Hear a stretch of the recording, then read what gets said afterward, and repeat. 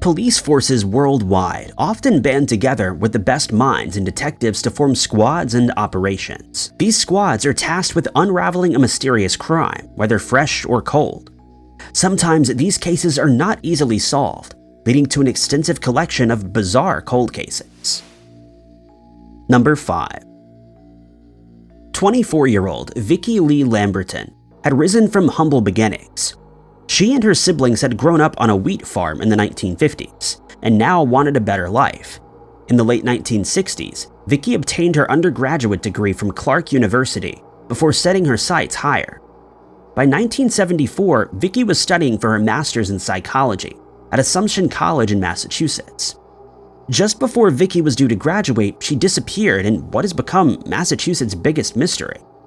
By 1974, Vicki and her husband, Mr. Lamberton, had been married for 5 years, and the relationship was rocky.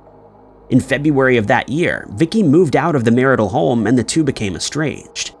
Mr. Lamberton desperately pleaded for his wife to return, but according to him, Vicki was preoccupied with another man, Dr. Roger Barker, her psychology professor.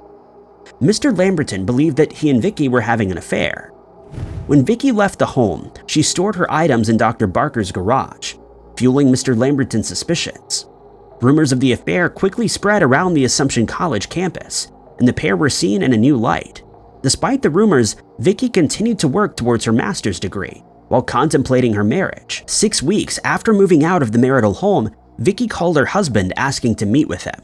She promised to visit him after she returned home from Maine. This would be the last time Mr. Lamberton would ever hear from his estranged wife.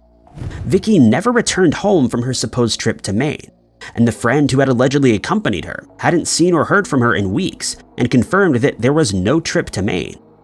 Vicki's family assumed that she had run away to start a new life, most likely with Dr. Barker. Dr. Barker returned to campus in March following a trip and a bout of illness. After her disappearance, Dr. Barker kept hold of Vicki's belongings for a year, at which point her brothers collected them. As most assumed Vicki left of her own volition, a missing person report was never filed. It wouldn't be until 2010 when investigators interviewed her brothers that an official report would be filed. Since then, the case has grown cold with very few leads. Anyone with information is asked to contact Detective Daniel Sullivan at 508-799-8466, quoting case number 2010-15115. Number 4. October 14th, 1974, was shaping up to be another regular night at the Windmill truck stop near Indiana Highway 41 and 57 in Evansville, Indiana. 19-year-old Deborah Ann Wight had been working at the restaurant for a week and was enjoying her new job. The evening of October 14th would take a bizarre turn, leaving Deborah at the center of a puzzling mystery. Shortly before Deborah's shift ended, an unidentified man in sodden clothes entered the restaurant. Described as middle-aged with long dark hair, the man asked Deborah if she could give him a ride to a nearby hotel. He explained that he'd been hitchhiking along the highway in a cattle truck from Indianapolis to Evansville to meet with someone who owed him money. The weather outside was gloomy, and rain lashed down on the windows. Deborah finished up her shift saying goodbye to her colleagues. This was the last time she was ever seen or heard from again. Moments after Deborah left, so too did the unidentified man, and it's unknown whether Deborah offered the man a ride. Hours later, Deborah's husband, Jeffrey Wight, became concerned. Deborah had agreed to pick him up from a bar in Evansville, and his wife was nowhere to be seen. The two had spoken via phone earlier that evening to confirm their plans. Investigators assumed Deborah left in her 1966 green Ford Galaxy, license plate 26B2953. But what happened after that is a mystery. After Deborah failed to show, Jeffrey called his mother-in-law to tell her that he wouldn't pick their daughters up. On October 16, 1974, Jeffrey called the Evansville Police Department, not to report his wife missing, but his car.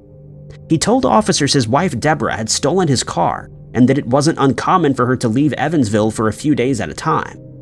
A week after Deborah was last seen, a missing person report was finally filed. Investigators found only 2 cattle trucks had passed through the area when Deborah disappeared. Unfortunately, one driver did not recall picking up a hitchhiker, and the second could not be found for questioning. Customers at the windmill told investigators it appeared Deborah and the strange man knew each other, and the two were engaged in comfortable conversation. Deborah's case has had a few possible leads, including rumors that she was buried in a pit outside of Elberfeld, Indiana, and searches of the area turned up nothing. Misty Walker, Deborah's only surviving daughter, continues to fight for the truth and justice in her mother's case. Deborah Ann Wight is described as a white female with brown hair, green eyes, 5'6" and 120 pounds. Anyone with information is asked to contact Commander Brian Bailey of the Indiana State Police, District 35, at 812-867-2079, quoting case number 353711. Number 3. In 1975, 23-year-old Nancy Perry Baird was living in East Layton, Utah with her 4-year-old son. Nancy's ex-estranged husband resided in Wyoming, and she was doing everything she could to provide for her son. This included working at the Fina gas station in the 200 block of South Highway 89. Nancy often worked alone, which worried her friends and family. By 1975, rumors of a dangerous serial killer targeting women in western states had crept into Utah, putting everyone on edge. July 4th, 1975 was no cause for celebration for Nancy. She was scheduled to work at the Fina gas station, leaving her son in the care of her parents. Around 5:30 p.m., a Davis County Sheriff's officer passed the gas station during his routine patrol and saw a smiley blonde Nancy behind the counter. 15 minutes later, the store was empty. The officer rushed inside fearing a medical episode, but what he found was far more disturbing. Nothing in the gas station had been disturbed. No money had been taken from the till and nothing had been stolen. There was no sign of a struggle and everything was in order. The only anomaly was $10 worth of gas that had been pumped but not paid for. Nancy's car keys, and handbag were found at the scene with nothing missing.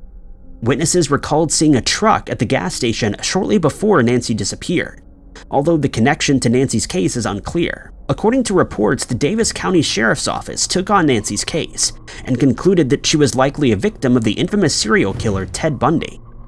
Bundy was asked about Nancy Baird, to which he denied any involvement. Nancy had long blonde and red hair, which did not fit Bundy's fixation with brunettes. If still alive today, Nancy would be 71 years old. Nancy Baird is described as a white female with blonde or strawberry blonde hair, hazel eyes, 5'2" to 5'3", and 90 to 100 pounds.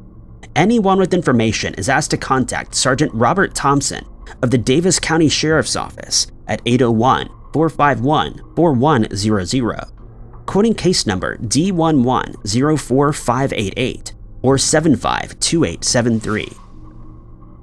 Number 2.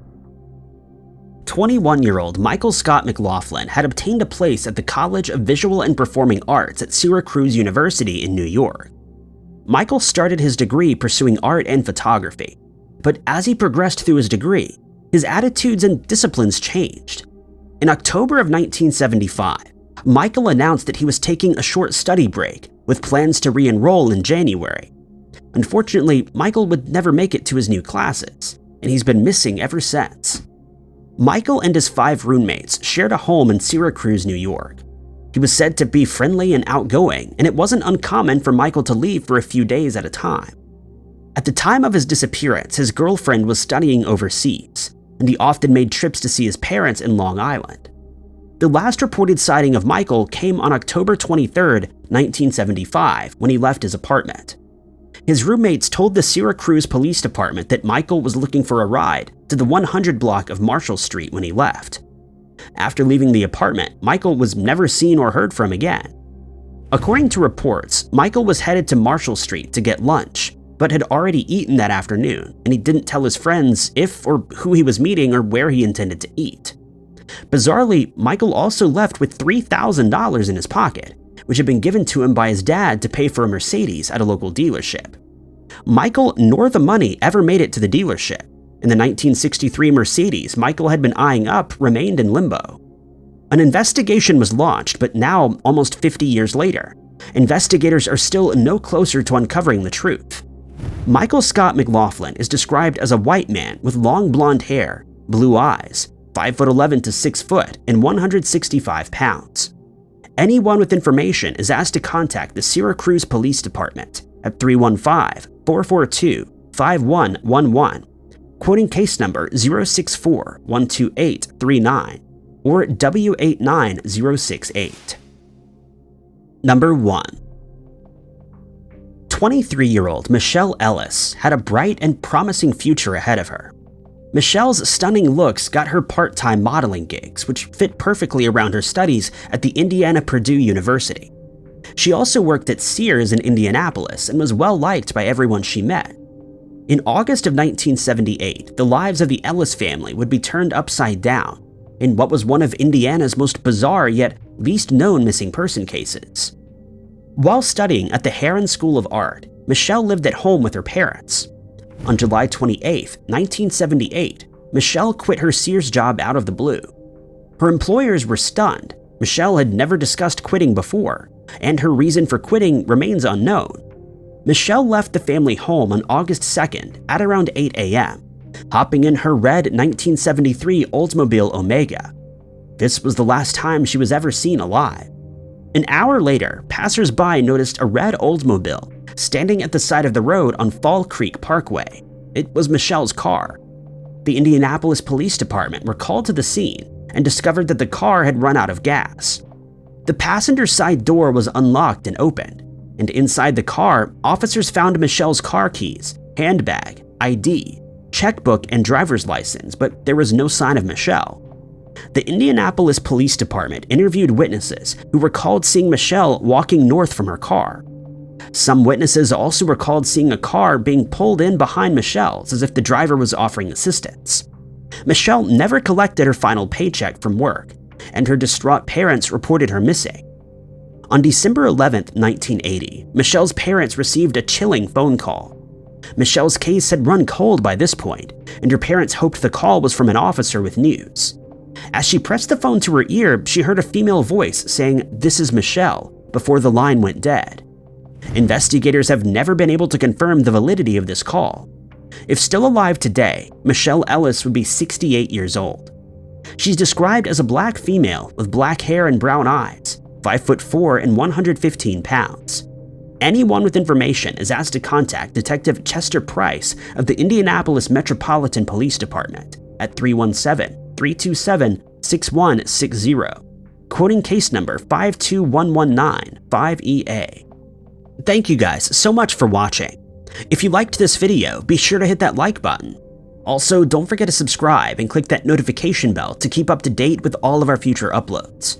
But my name is Ty Knotts, and I'll catch you guys in the next video.